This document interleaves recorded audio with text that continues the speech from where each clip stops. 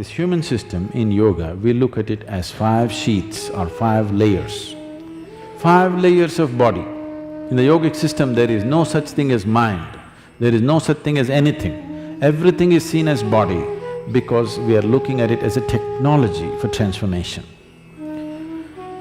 These are called Annamaya Kosha, Manomaya Kosha, Pranamaya Kosha, Vijnanamaya Kosha and Anandamaya Kosha.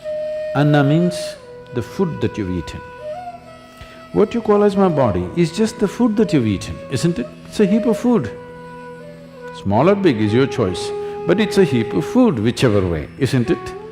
As there is a physical body which you gathered from outside, there is a mental body. When we say mind, it is not here or there. Every cell in the body has its own intelligence. Every cell in the body has its own memory, isn't it? So there is a body of mind. So this is known as the mental body or Manomaya Kosha. So that is hardware, this is software. This hardware and software cannot do much unless you plug it into quality power. So the third layer of the body is called Pranamaya Kosha or the energy body. These three are physical in nature. The next layer of the body is a transitory body, which is known as the Vijnanamaya Kosha. It is a transitory body. From physical to non-physical, it's transiting. It does not ascribe to any of the physical qualities, but at the same time it has not become completely non-physical either. The fifth one is called as Anandamaya Kosha.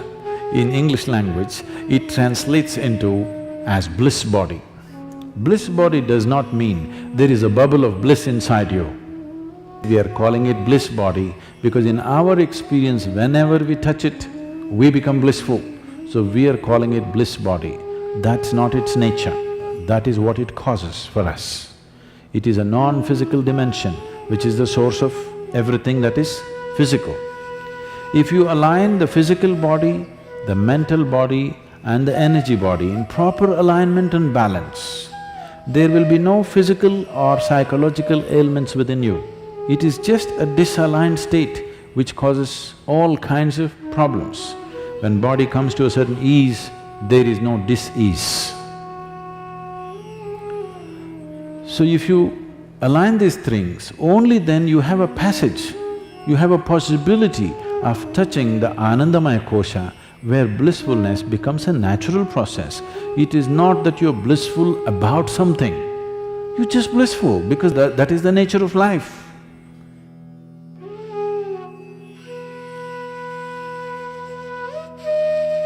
To create health for yourself, there are 3 fundamentals that you need to take care of: food, activity and rest.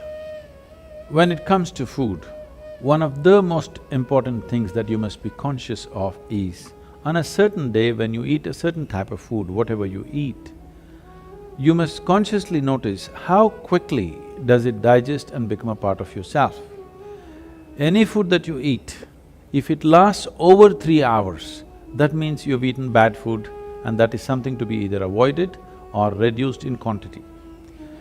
If food moves out of your stomach bag within 3 hours, this means you're eating something that your system can handle efficiently. It may not be the best food, but your system is able to handle it.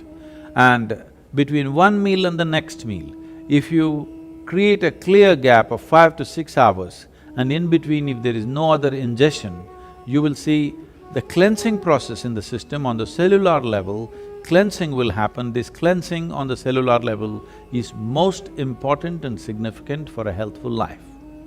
So between meals there must be at least 5 to 6 hours of space. If you're over 30 years of age, 2 meals a day, 2 good meals a day will suffice. One in the morning and one in the evening. After the evening meal, before you go to bed, there must be a minimum of 3 hours, and if there is a certain amount of physical activity, not necessarily very heavy or strenuous activity, just simple walking or maybe a dance or something like this, create something for yourself where about at least 20 to 30 minutes there is some physical activity after the evening meal. If you do this, largely your system will be healthy. If one goes to bed with food still inside the stomach bag, a certain level of inertia is generated in the system. This inertia, physiologically, it's like accelerating towards death. Death is ultimate inertia, and if you go to bed with stomach full, one thing is it generates inertia, another dimension is the stomach bag is full means it will create pressure on other organs in the abdomen region. This will also lead to various kinds of health issues. It's very important when you go to bed, again, food has moved out of the stomach bag, that the bag is not heavy to put pressure on. As you sleep in different postures, it should not be putting pressure on the rest of the organs. When it comes to activity, in this brief time, I don't want to give you an exercise regimen. The simple thing that we need to understand is, our body is capable of bending forward, bending backward and twisting sideways on either side. This much activity must happen, whatever we do, in whatever form. If you do classical Hatha Yoga, that is the best way to do it, scientific way of doing it. If that is not yet in your life, you must somehow make sure every day you bend forward, backward and twist both ways and squat, so that stretching of the spinal column will happen. This much activity is a must for everybody on a daily basis if we want to keep the entire system in a healthful state, particularly your neurological system, which will be an issue as one ages. The volume of rest that an individual needs is determined by various factors. One important factor is the type and the volume of food that one consumes.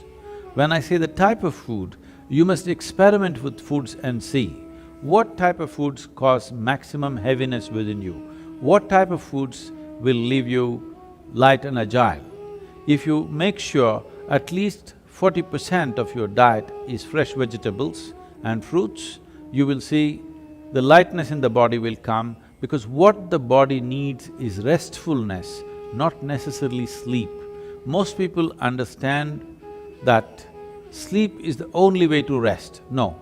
As you sit and stand, you can either be restful or in a state of agitation or in a state of inertia. If you are in a lively state of restfulness, moment to moment in your life, the volume of sleep you actually require will come down. The lubricating fluids in your joints tend to settle down and are not in circulation. So when you wake up, body is demanding, you first lubricate your joints. Directional movement is a simple way of doing this.